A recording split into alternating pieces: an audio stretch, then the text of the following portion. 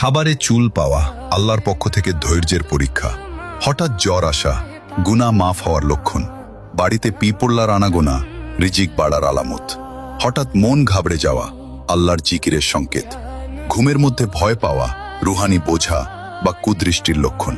ছোট বাচ্চার বারবার কাঁদা কোন বদনজর বা অশুভ প্রভাবের লক্ষণ।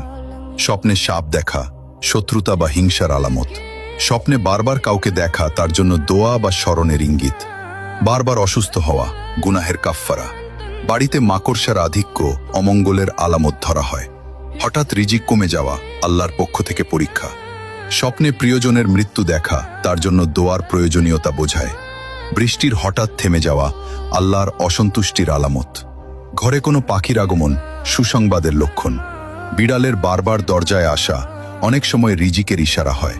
হঠাৎ আর্থিক ক্ষতি হওয়া পরীক্ষা বা সতর্কবার্তা। ঘরে বারবার বাল্ব ফিউজ হওয়া বা নিভে যাওয়া বরকত কমে যাওয়ার আলামত। আর ইসলামিক ভিডিও দেখতে ইউটিউব চ্যানেলটি সাবস্ক্রাইব।